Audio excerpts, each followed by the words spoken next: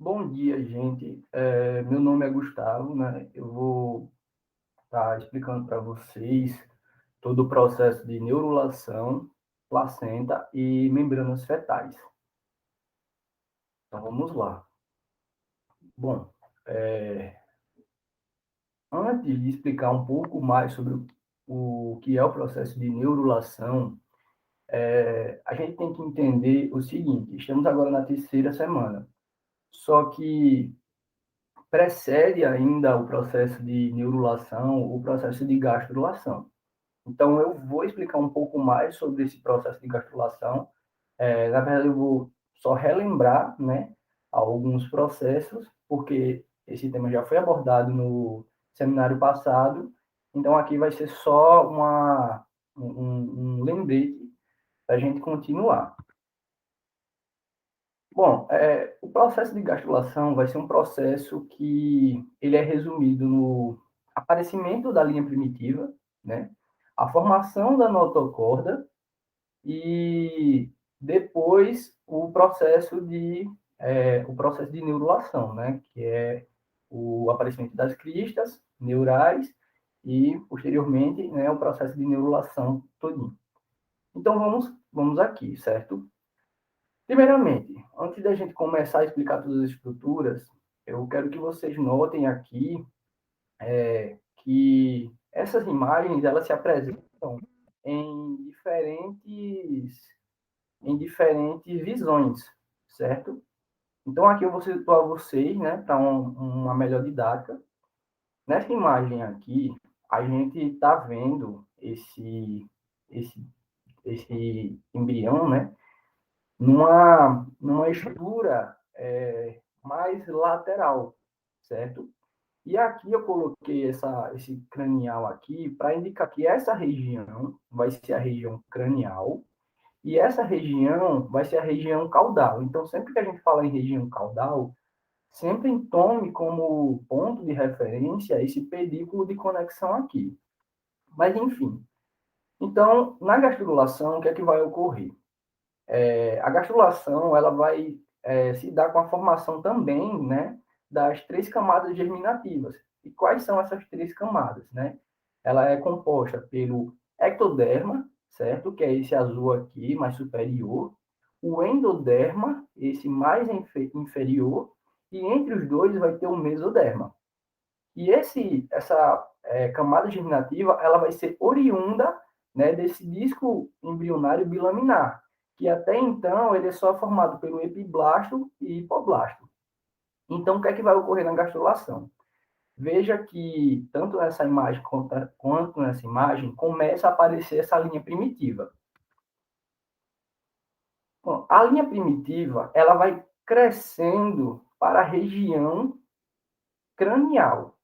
Outro ponto de referência que podemos tomar é essa placa pré-cordal bem aqui. Então, esse nó primitivo ele vai crescer, e aí, mais ou menos, quando ele chegar nesse plano mediano aqui, vai aparecer o nó primitivo. Do nó primitivo, nessa imagem aqui, a gente já consegue ver que começa agora um processo de formação de fosseta primitiva. Essa fosseta, nesse nó primitivo, ela vai ser como se fosse uma comunicação entre o ectoderma e o endoderma. Aí, a partir dessa fosseta, aí começa o processo notocordal. E aí, o processo notocordal, ele começa a crescer tanto para a região cranial, quanto para a região caudal. Bom, aqui a gente consegue ver melhor o que eu estou falando. A placa pré-cordal está aqui. O processo notocordal ele começa a crescer aqui, né, sob o ectoderma, lembrando que a gente vê isso no mesoderma, e ele cresce tanto para a região cranial quanto caudal, aqui perto do pedículo de conexão. E esse processo notocordal, ele começa agora a formar uma luz, né, como se fosse nesse tubo. Essa luz ela vai crescendo e esse processo ele só para de crescer quando ele alcança a placa pré-cordal, né? E quando ele alcança também a membrana cloacal. Aqui a gente consegue ver um pouquinho melhor, né, sobre esse processo. Temos a linha primitiva aqui, a placa pré-cordal, né? essa linha primitiva cresce até esse nó. A partir daqui começa-se o processo notocordal, temos a placa pré-cordal. Aqui ele não mostra, mas aqui é a membrana cloacal.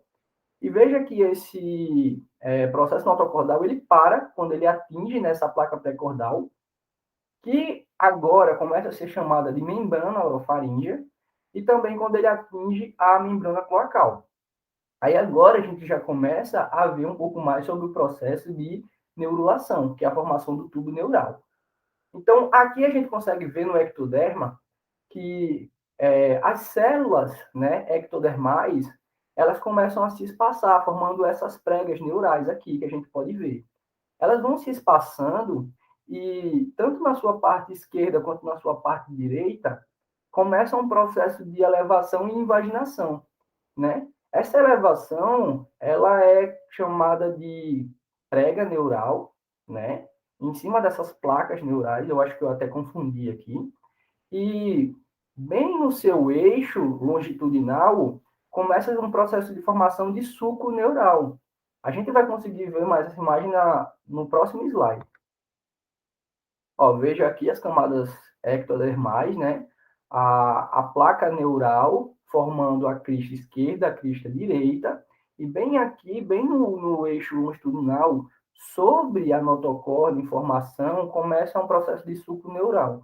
E o que é que vai acontecer com esse suco neural?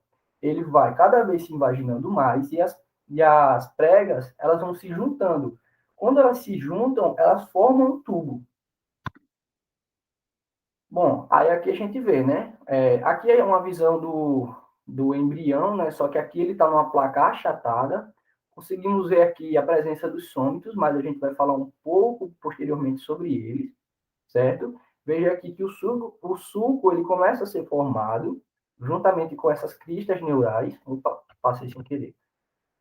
E aí, esse suco neural, veja que ele começa a se invaginar mais e essas cristas, elas começam a se aproximar bastante.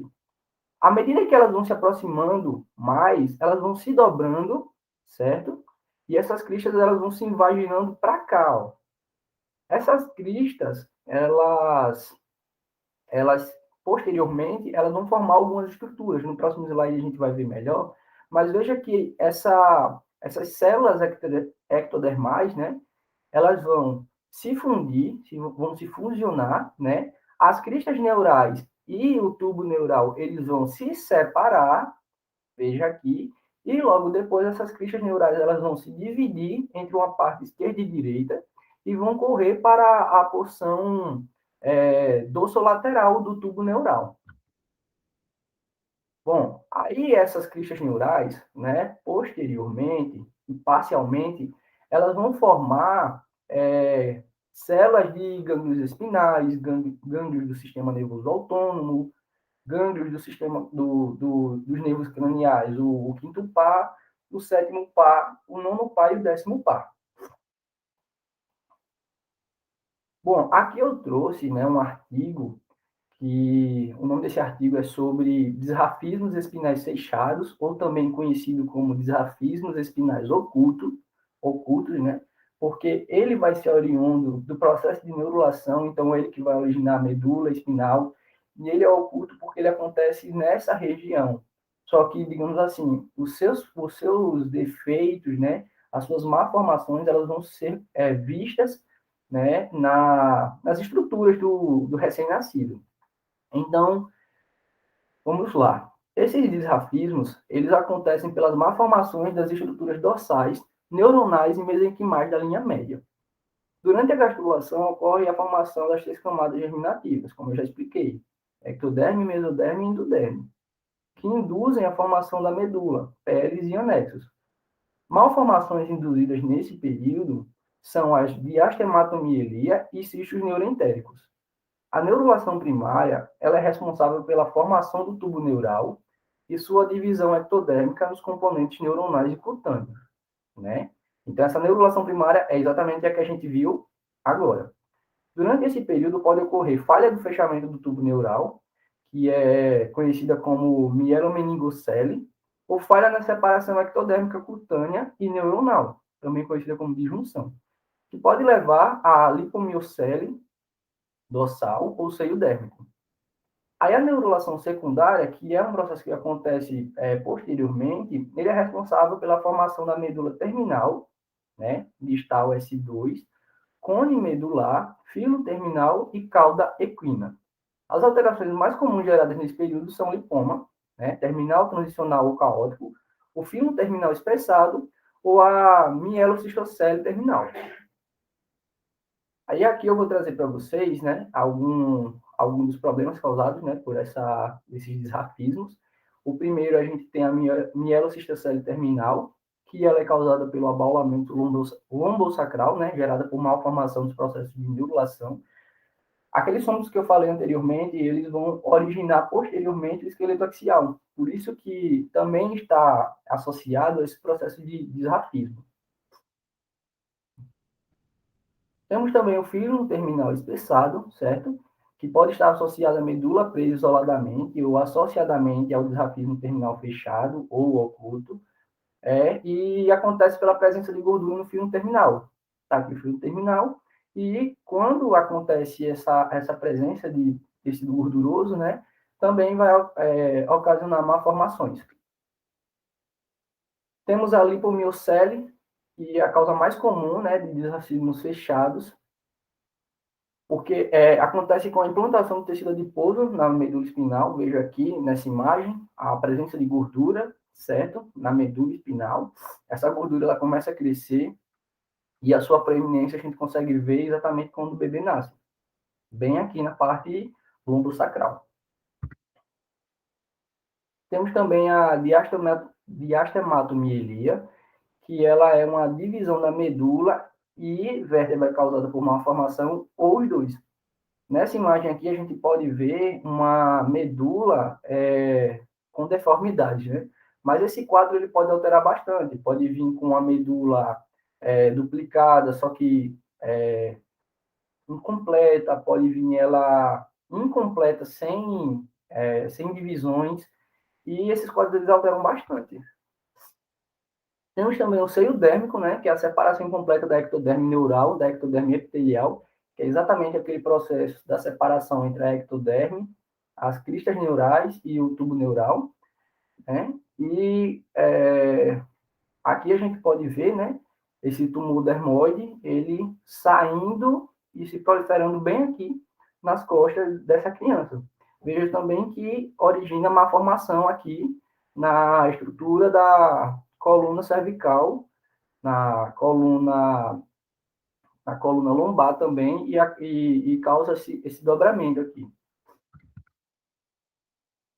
Bom, e aí eu vou falar um pouco sobre os processos restantes durante a terceira semana, certo? Então, durante essa terceira semana, né, o resto vai aparecer o desenvolvimento dos sômitos, os somitos, desenvolvimento do celoma intraembrionário, desenvolvimento inicial do sistema cardiovascular e desenvolvimento das velocidades coriônicas.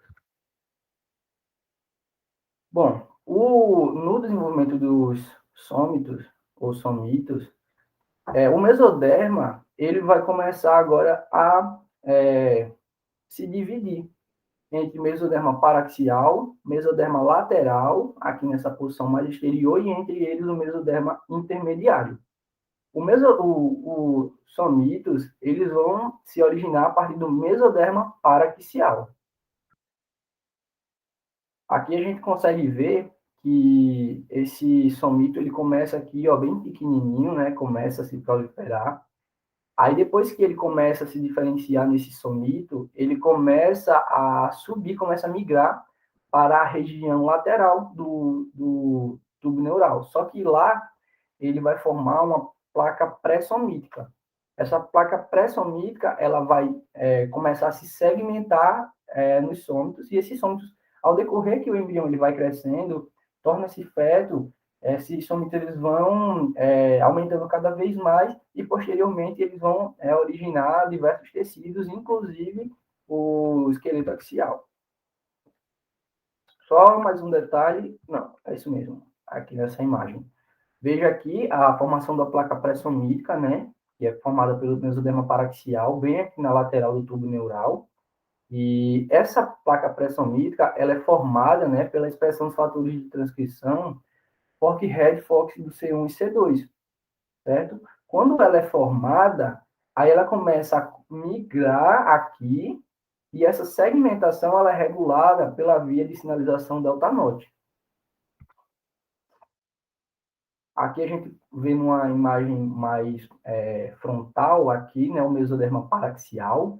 Vemos as cristas neuronais, né, direita e esquerda, a formação do tubo. O tubo não está fechado, por isso que ainda não apareceu as pregas, né, as pregas neurais. Conseguimos ver bem pequenininho aqui a notocorda e aqui o ectoderma epitelial. Bom, agora a gente vai falar um pouco sobre o desenvolvimento do celoma intraembrionário, certo? O celoma intraembrionário são espaços que começam a crescer bem pequenininhos, né? No mesoderma lateral. Veja que aqui, nessa visão superior, a gente consegue ver esses espaços sendo formados, né? Eles começam a rodear toda a placa embrionária aqui. Aí, posteriormente, esses espaços, né, celômicos, como é chamado, eles começam a crescer. Eles crescem, crescem, vão formando conexões, alguns espaços vão se fusionando, certo? E esse celoma, quando ele se fusiona, ele vai separar, né, o mesoderma em duas camadas, como a gente pode ver aqui, ó. Já está quase separando essa camada superior dessa camada inferior aqui. Aí, quando o celoma intraembrionário ele cresce totalmente, esse espaço ele se torna um espaço único, né, em forma de ferradura aqui, e esse celoma intraembrionário ele começa a dividir realmente o mesoderma em porção superior e inferior. Aí essa porção superior, juntamente com o ectoderma, vai formar a somatopleura. E essa região do mesoderma inferior, juntamente com o endoderma, vai formar a esplancnopleura. Tanto a somatopleura quanto a esplancnopleura vão formar tecidos do corpo do embrião posteriormente.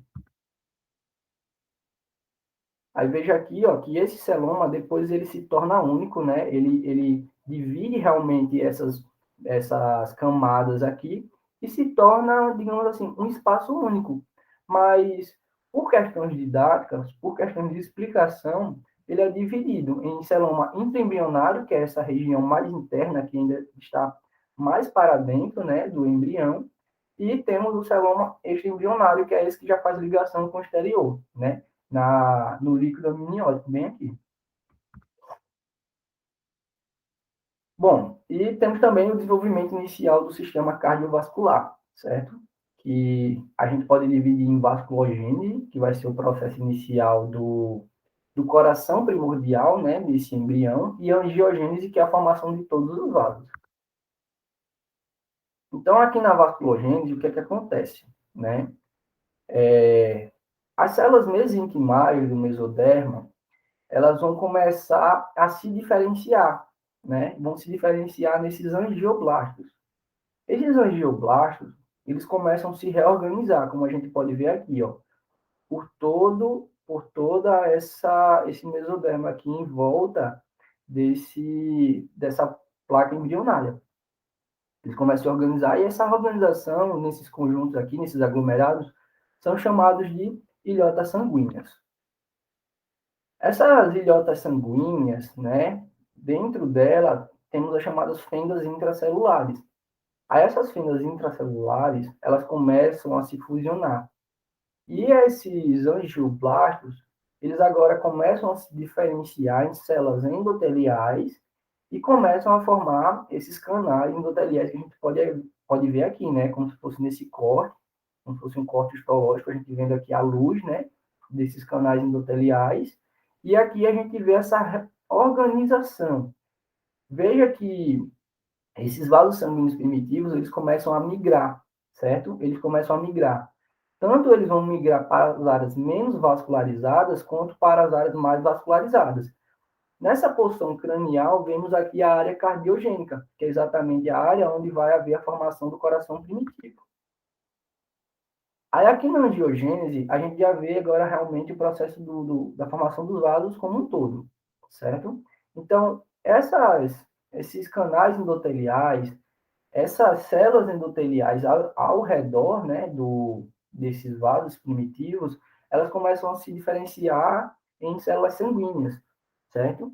E o que que acontece? A área cardiogênica ela fica cada vez mais lotada, né, desses vasos sanguíneos primitivos e posteriormente, veja que isso acontece mais ou menos do 18º dia, né, de gestação. E aí o que que vai acontecer? A arrumação desses vasos vai formar dois tubos, né, um par de tubos cardíacos, que são chamados de tubos cardíacos endocárdicos.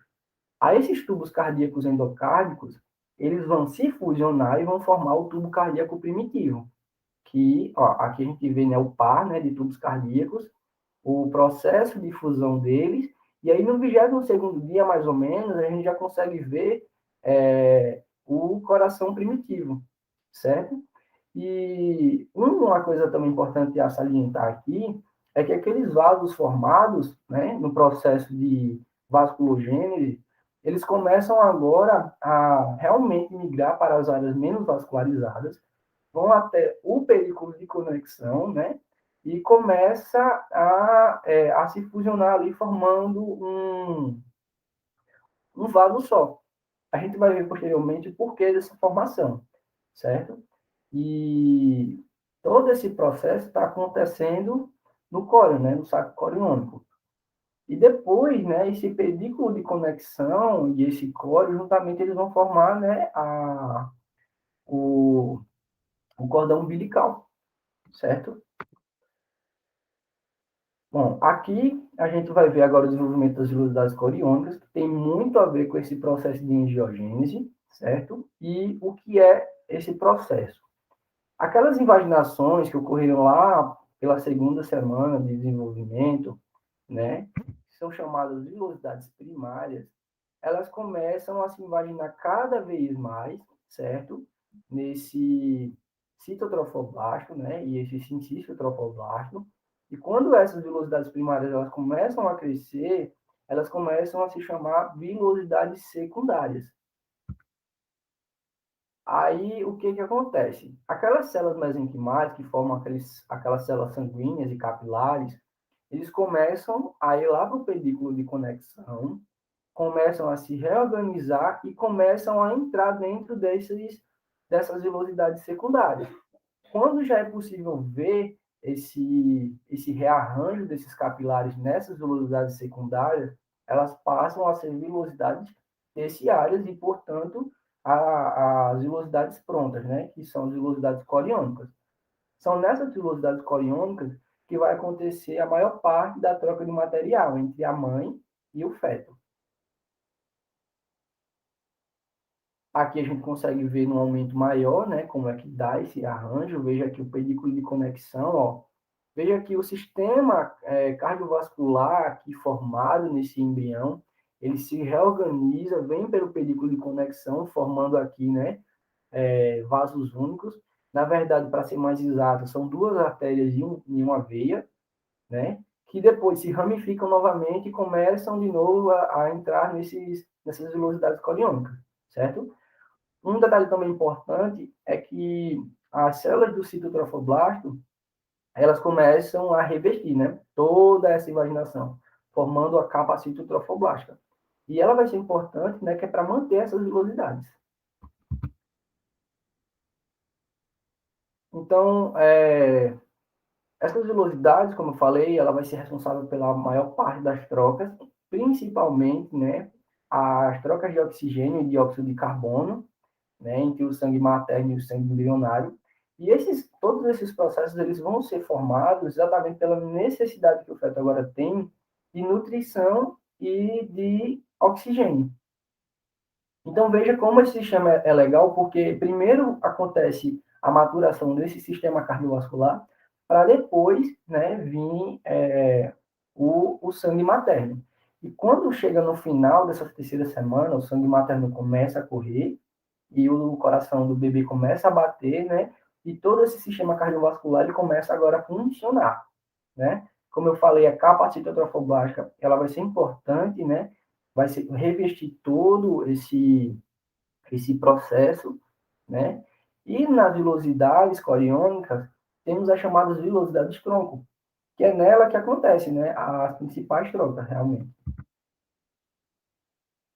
Então, aqui a gente já começa a entrar, né, no desenvolvimento durante a quarta semana, onde vai acontecer os dobramentos do embrião, certo? Vamos ver alguns derivados das camadas germinativas bem rapidamente e o controle do desenvolvimento embrionário.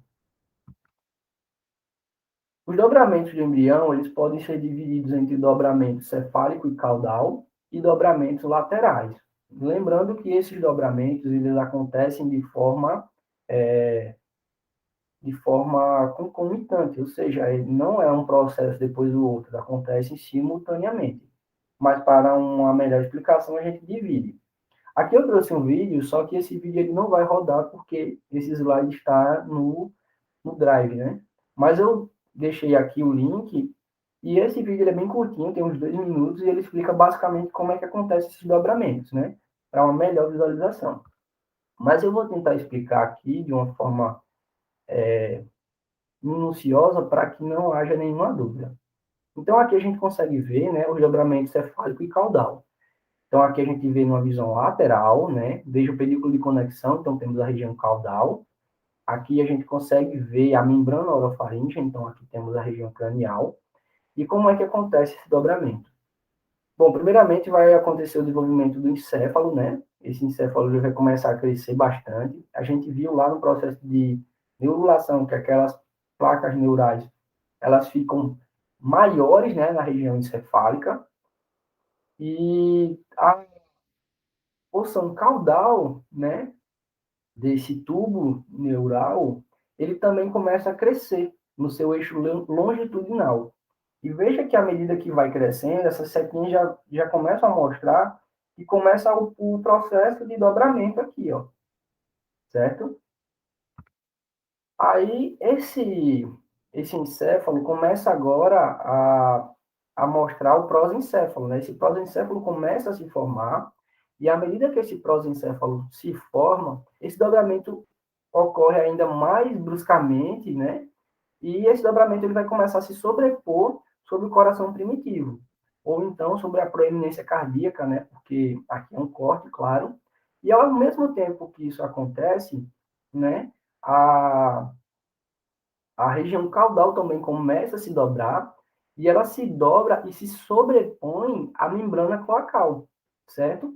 Tanto a membrana cloacal e agora a parte da vesícula umbilical, ela começa agora a fazer parte desse embrião como o intestino posterior. Veja aqui. Aí esse intestino posterior, juntamente com esse tubo neural, ele começa agora a ter uma abertura e isso vai originar a cloaca posteriormente, né? Temos o crescimento dos sômitos aqui fazendo parte desses dobramentos laterais. Aqui a gente consegue ver agora numa visão frontal que esses sômitos eles crescem e à medida que eles crescem, eles empurram, né, o âmnio, né, a membranazinha aqui que reveste a cavidade amniótica. Aí esse dobramento, veja que ele começa a fazer parte também do processo de formação do celoma intraembrionário. Veja que esse celoma está aqui em branco, né? E ele começa a crescer, ele cresce, forma aquela cavidade única, afina mais essa vesícula umbilical e esse dobramento ele se torna ainda mais amplo. Veja aqui novamente ó, esse crescimento bem acentuado, né? E nesse momento a gente começa a ver essas pregas laterais, certo? Que quando elas se fusionam, elas vão formar as paredes laterais, né? E paredes abdominais desse embrião. E aqui a gente vê que essa vesícula umbilical ela vai perdendo seu tamanho, né? Ela vai cada vez se implantando mais esse embrião e aqui ela começa a formar o intestino médio como, digamos assim, uma cavidade única. Aqui a gente vai ver, né, os derivados da camada germinativa, certo? Então, a gente sabe que a camada germinativa é formada pelo mesoderma, endoderma e ectoderma, né? E os quais vão formar depois outros tecidos, tipo o endodermo, ele vai formar pâncreas, bexiga urinária, úraco, o ectodermo, ele vai formar a queixa neural e tubo neural, a gente viu que a queixa neural forma células de gânglios nervosos e craniais, o tubo neural vai formar o sistema nervoso central, o mesoderma continuamente aqui vai formar tecido da cabeça, né? Vai formar o mesoderma paraxial, que vai formar músculos da cabeça e tudo mais. Lembrando que os sômitos, né, que são oriundos desse mesoderma paraxial, eles formam o esqueleto axial posteriormente. Então, eventos principais da quarta semana. Temos aqui a abertura, né, do neuroporo rostral, quer dizer, o fechamento de neuroporo caudal aqui. Os primeiros arcos faríngeos, né, bem aqui. A proeminência encefálica bem aqui, tornando essa cabeça ainda um pouco disforme, certo? Os brotos dos membros superiores e inferiores, né? A gente consegue ver aqui, ó, o broto do membro inferior, né? E o broto do membro superior. E à medida que esse tempo vai passando, lá para o 28º dia, a gente já consegue ver aqui, né? O surgimento do segundo, terceiro e quarto arco faríngeo. Veja também aqui, né, a projeção de vários sômitos sendo formados. Eu faltei aqui falar, né, sobre as fossas ópticas, certo? Que são essas aqui, que vão posteriormente originar a orelha, certo? E os placóides da lente, que são aqui, que vão formar depois, né, o primórdio da lente dos olhos. Bom, na quinta semana, certo? Temos o crescimento encefálico, mas na quinta semana, né, esses desenvolvimentos eles são menos acentuados do que na quarta semana, certo? Mas assim a gente ainda vê, né, o crescimento encefálico de forma desproporcional, certo? Para o restante da cabeça. A gente consegue também ver a formação das cristas mesonéfricas, bem aqui. Essas cristas mesonéfricas vai ser nessa região que vai formar o primórdio dos rins, né? Na sexta semana, a gente já começa a ver os raios digitais sendo formados, né, nas mãos, aqui. Nos pés, a gente não consegue ver esses raios digitais, certo? Só vê a placa dos pés. Esses raios digitais, posteriormente, vão se alongar e vão se separar, formando os dedos. Conseguimos ver também as saliências auriculares, né? Ou seja, está formando aqui a orelha externa e o crescimento dos olhos. Temos aqui a formação das pálpebras e o olho aqui já bem pigmentado, né? Temos aqui, bem também a preeminência cardíaca. Aí, na sétima semana, né, a gente já consegue ver, né, que a região encefálica ela já começa a crescer, começa a dar um formato mais arredondado, né? Começa a ficar um pouco mais uniforme. Temos o crescimento dos olhos, certo? E durante esse tempo, esse crescimento aqui, ele está bem rápido, certo? Aí, na oitava semana, a cabeça ela já está bem redondinha, certo? Já está com um formato mais humano, certo? Começa a ver o plexo vascular do couro cabeludo sendo formado, as pálpebras começam agora a se fechar porque elas já estão formadas, a aurícula da orelha externa já está mais madura, vemos também o crescimento e alongamento dos braços, então aqui a gente já tem uma ideia que está ocorrendo a ossificação. Um ponto importante é que uma das primeiras ossificações a ser feitas é a ossificação do fêmur, né? Com esse crescimento, a gente vê o dobramento dos braços, então é possível ver aqui já o cotovelo, formação do joelho. Na mão e nos pés, a gente já consegue ver, né, essa separação dos dedos, né? A formação da boca e do nariz e o cordão umbilical aqui, né? Já sendo mais alongado. Então, a gente começa a entrar no período fetal, que corresponde à nona semana até o desenvolvimento, até o nascimento, né? Essa imagem eu utilizei para mostrar que da nona até mais ou menos a 20ª semana, esse crescimento ele é exponencial, ou seja, ele dobra de tamanho, né, a cada semana.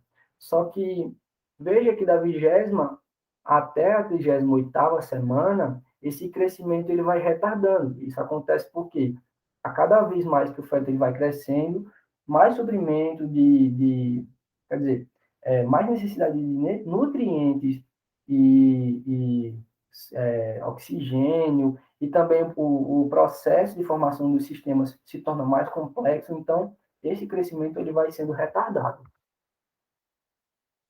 Então, da nona até a 12ª semana, o feto ele cresce bastante, porém, aqui a gente pode ver, né, nessa imagem aqui, que o comprimento cabeça-nádegas, esse comprimento ele é utilizado para medir, né, os fetos em desenvolvimento, para saber qual é o estágio de desenvolvimento que ele se encontra. Veja que a cabeça ela é metade desse comprimento cabeça-nádegas, certo? Só que na 12ª semana, esse feto ele já cresce o dobro desse tamanho. Durante esse processo também, a gente pode notar a formação da urina, certo? Então, o feto ele já começa a excretar a urina no líquido amniótico e parte dessa urina é reabsorvida por esse feto. Da 13ª à 16ª semanas, esse crescimento ainda continua sendo muito rápido, certo? Começa a haver uma padronização do crescimento dos cabelos, né? Oriundos da formação daquele plexo vascular, né? Do couro cabeludo. Em fetos femininos, os ovários já começam a conter os primeiros folículos primordiais e ovogônios, certo? Também nesse período a gente já consegue ver, né, a anteriorização dos olhos, que antigamente estavam na posição mesolateral, digamos assim, não estava tão na posição anterior da cabeça. Da 17ª à 20ª semana, aí esse crescimento ele começa a se tornar mais lento, como eu falei. Porém, até a 20ª semana, tem um aumento de tamanho em 50 milímetros, mais ou menos. Durante esse período também há a formação desse verniz caseoso, né?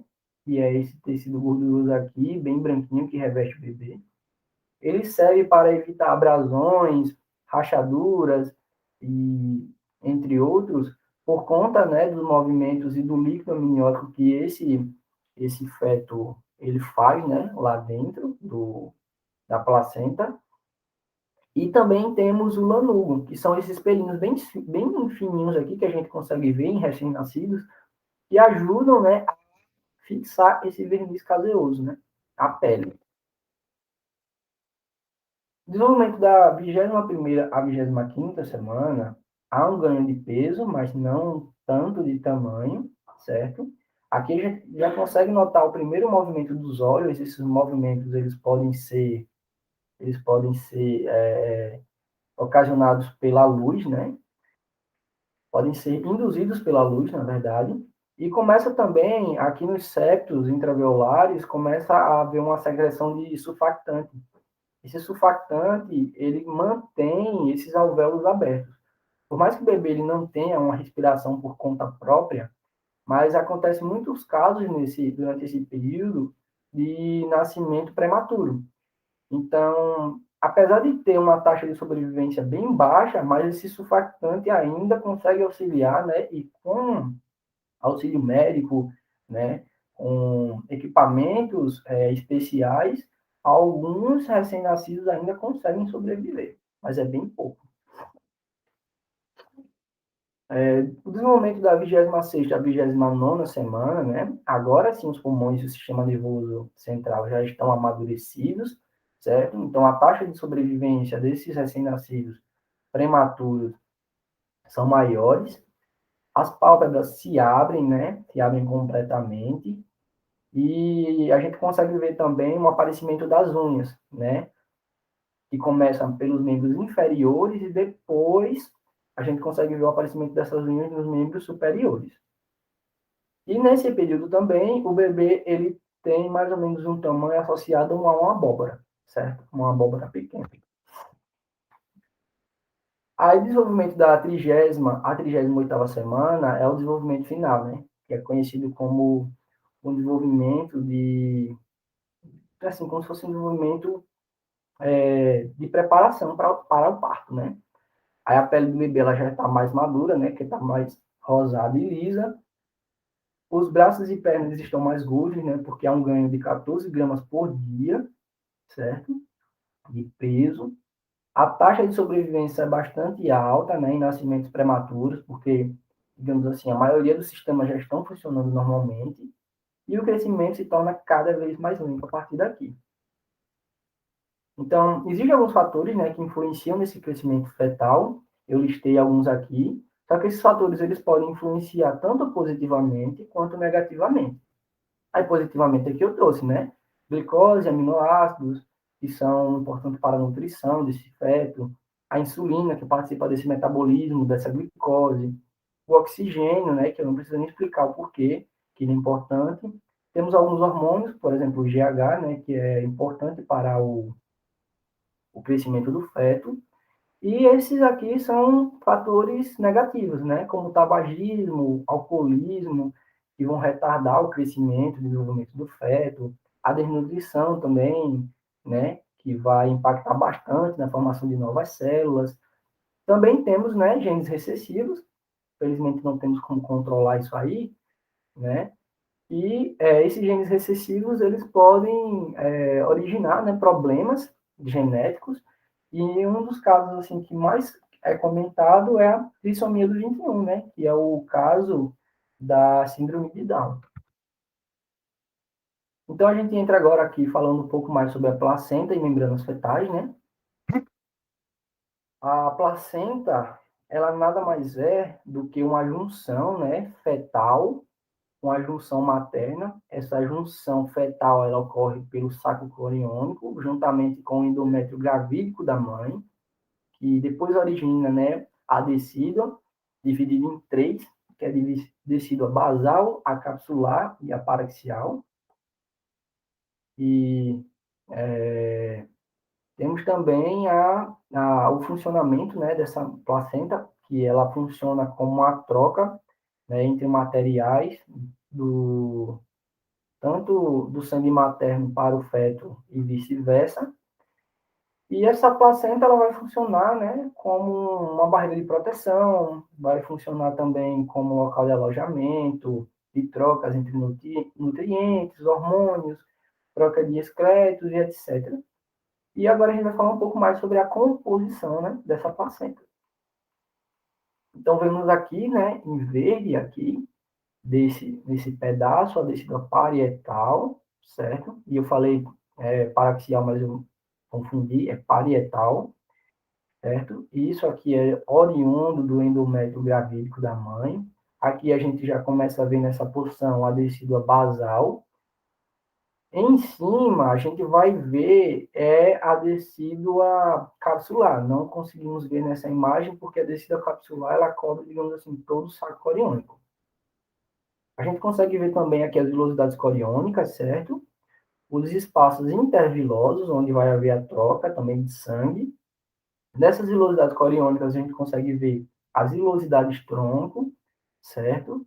E nessa membrana aminocoriônica aqui, a gente vê, né, a distribuição dos vasos e capilares sanguíneos do feto, formando depois uma veia única, que é a veia umbilical, e artérias, que são as artérias umbilicais. Aí temos o desenvolvimento placentário, né? E a formação, a proliferação do trofoblasto, ele vai originar aquelas invaginações, certo? Que a gente já viu, que é o desenvolvimento das velocidades coriônicas. Aí essas velocidades coriônicas, elas começam, né, a ser formadas e crescer, formando as velocidades coriônicas secundárias e terciárias. Aí, com isso, temos o desenvolvimento de uma complexa rede vascular, certo, na placenta, e vai fazer parte das velocidades coriônicas. Essas velocidades elas vão se agrupar, né? Veja, formando uma parte da placenta no córeo, e a porção do córeo onde apresenta essas velocidades é chamada de córeo viloso, certo? Na região menos vascularizada ou sem vascularização, que se torna uma porção lisa, é chamado de saco coriônico, córeo viloso, bem aqui. Veja que aquela descida capsular que a gente falou, ela vai revestir, né? Ela, é esse aqui em amarelinho, ó, descida capsular em degeneração, porque depois ela some e esse saco coriônico ele vai se fundir com essa decídua parietal aqui. A junção feto-maternal, como eu falei, né, temos a decídua basal, que é a parte da mãe, e temos o córeo viloso, que é a parte do feto, e juntamente eles vão formar a placenta. Aqui a gente vai ver um pouco sobre o espaço interviloso, certo? Que são esses, regados por sangue materno. É aqui onde as artérias da mãe, né, vão depositar, na verdade, as artérias não, as veias, né, da mãe vão derramar sangue aqui, certo? E esse sangue rico em oxigênio vai ser capturado, né, pelas veias fetais e vão ser levados para o sistema cardiovascular do feto, certo? E o inverso também ocorre, né? Que as veias do feto trazem, às vezes não, as artérias do feto trazem sangue pobre em oxigênio, vão entrar aqui, vão se ramificar nessas velocidades coriônicas, certo? Essas artérias vão se diferenciar em capilares. Esses capilares, eles formam aquelas anastomoses, certo? Aquela rede onde vai haver o depósito de sangue e a troca, né? Entre materiais. Esses espaços intervilosos, o que é que acontece? O sangue materno, ele vem, certo? Ele passa aqui para esse espaço interviloso, só que esse sangue, ele possui, digamos assim, uma pressão muito maior do que esse espaço, o que faz com que esse sangue, ele jorre, né? Para dentro aqui do córeo, e esse sangue, ele é capturado pelas veias. Aqui a gente está falando agora mais sobre a membrana aminochoriônica, né? Que a gente viu. Essa membrana aminochoriônica, ela nada mais é do que a não, aquela junção entre o saco coriônico, né? Que é o córion liso, juntamente com a membrana amniótica, né? Que reveste toda a camada amniótica aqui. Essa junção vai formar a membrana aminochoriônica. Essa membrana, ela começa a crescer, né? Posteriormente, essa descida capsular, ela se degenera, ela some. Aí essa membrana miniocoriônica, ela vai se unir juntamente com essa decídua parietal. E depois, quando essa membrana ela se rompe, esse líquido amniótico, ele jorra, né, para fora da vagina, lá no período de parto já. Novamente, né, a circulação placentária, mas eu já expliquei bem anteriormente, né? Nos espaços intervilosos acontece o depósito sanguíneo materno para ser capturado pelo sistema sanguíneo fetal e o sangue do feto ele vem, né, para esses espaços intervilosos nas velocidades tronco, depositam seu sangue nessa região, que é uma região bem próxima aqui, né, das artérias espiraladas, né, da mãe, são capturados e são levados para o sistema sanguíneo da mãe, onde são excretados, né? Esse transporte placentário, ele pode acontecer de 4 formas, que é a difusão simples, que é a troca de um gradiente mais concentrado para um menos concentrado, não requer gasto de energia. Temos a difusão facilitada, certo? E exige, né, o auxílio de um transportador, mas também não ocorre o gasto de energia. Temos o transporte ativo, né, que é também um transporte material de um gradiente de concentração mais alto para um mais baixo, só que dessa vez existe sim um gasto de energia. E temos a pinocitose, onde o material ele é englobado por uma membrana e transportado para o interior dessa membrana.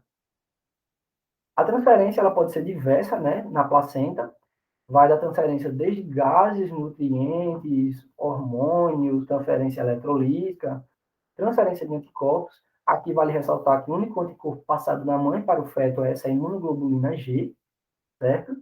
Temos também a transferência residual, e aqui a gente já refere-se mais à transferência do feto para a mãe, certo? Temos a ureia, o ácido úrico aqui como exemplos. Mas também a transferência de fármacos e metabólicos. A maioria dos fármacos e metabólicos, eles podem sim, né, ser passados na membrana placentária, e a maioria não, mas Grande parte desses fármacos, eles vão ocasionar, né, alguns problemas. Vão retardar, às vezes, o crescimento, o desenvolvimento do feto, por isso que é muito importante ter esse cuidado, né, durante a gravidez, certo? E esses fármacos também, eles podem causar deficiência respiratória no feto, né? E em problemas mais graves, ocasionar até morte fetal. Outra transferência também é de agentes infecciosos. Alguns vírus, algumas bactérias conseguem passar, certo?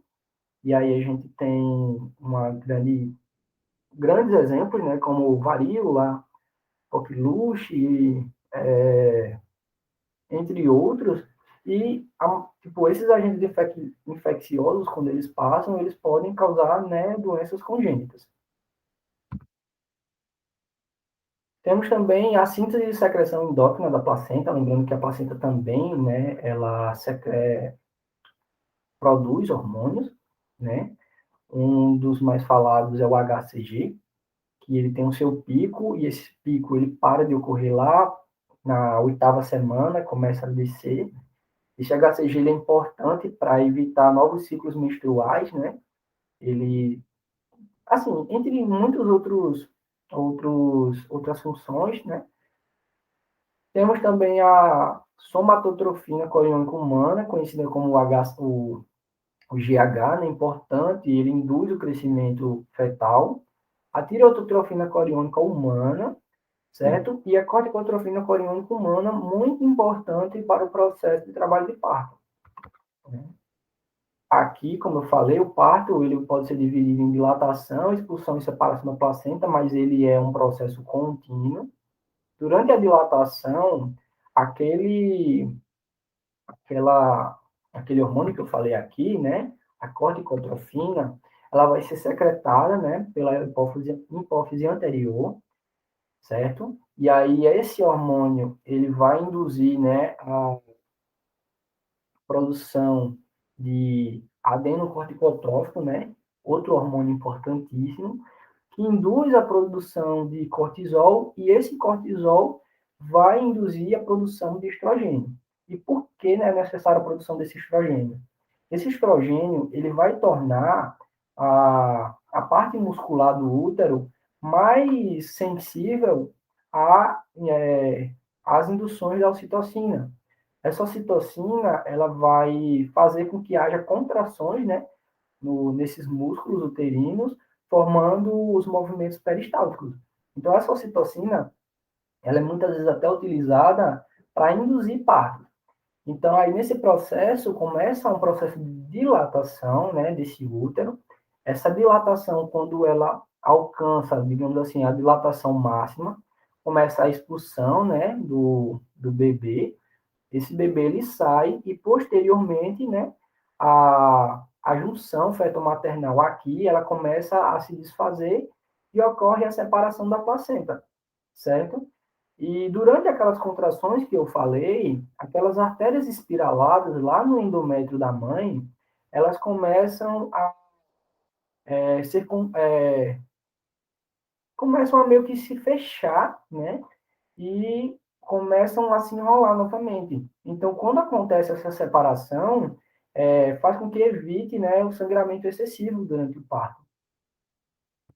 Porém, aqui falando um pouco sobre placenta, né, nas variações da forma da placenta, algumas placentas elas podem ser formadas de maneira não de maneira errônea, né? Ela pode se implantar em lugares que não são lugares muito suscetíveis no trabalho de parto. Um exemplo é a placenta acessória, certo? E o que ocorre é que na hora da separação, muito daquelas vilosidades coriônicas, lá no saco coriônico, elas não conseguem se desprender facilmente, né? E acaba gerando hemorragias pós-parto. Aqui, falando sobre a superfície materna da placenta, a gente não consegue ver nessa imagem, porque ela está aqui embaixo. Só conseguimos ver a superfície fetal da placenta, que ela é bem lisa, vemos as projeções, né, dos vasos sanguíneos aqui. Cordão umbilical, certo? Ele tem de 1 a 2 centímetros de diâmetro e 30 a 90 centímetros de comprimento, certo? Esse cordão umbilical, ele é bastante elástico, né? Justamente por conta que os vasos sanguíneos dentro dele são bem maiores, então contorções, flexões são bem comuns. Porém, esses cordões umbilicais, eles podem se enrolar no feto ou se prender em alguma região lá dentro do útero e pode causar anóxia fetal. Essa anóxia fetal é a supressão do oxigênio que se durar por muito tempo pode, digamos assim, matar o feto, né? Por deficiência de oxigênio. Aqui a gente vai falar um pouco sobre o âmio e o líquido amniótico, certo? Muito importante também, pois quando o sangue ele ainda não está completo, certo? Não está ainda havendo transporte entre a mãe e o feto, ele é muito importante porque ele vai tem uma grande concentração de material orgânico, como água, proteínas, carboidratos, gorduras, enzimas e tal. Também vai haver, né, hormônios ali dentro e pigmentos. Né? E boa parte desse líquido amniótico ela é deglutida pelo feto e esse líquido ele vai, né, para os sistemas respiratórios e digestórios. Aí depois ele urina, né, a parte que ele não quer, né, e depois essa urina dentro desse líquido amniótico de novo é deglutida pelo feto e reabsorvida, né? Estima-se que durante esse período final, o feto ele pode deglutir cerca de 400 ml, né? Diariamente. Aqui eu vou falar um pouco sobre a vesícula umbilical, né? O que também é conhecida como vesícula vitelínica, onde está presente o vitelo. Ela também é importante para a transferência de nutrientes, né? Para o embrião, em formação. E posteriormente ela vai formar o intestino primitivo. Como a gente viu em slides passados, né? Com os dobramentos laterais e cefálico e caudal, esse vitelo ele vai reduzindo de tamanho até formar o intestino primitivo, que é uma ligação, né, contínua entre a membrana orofaríngea e a cloaca.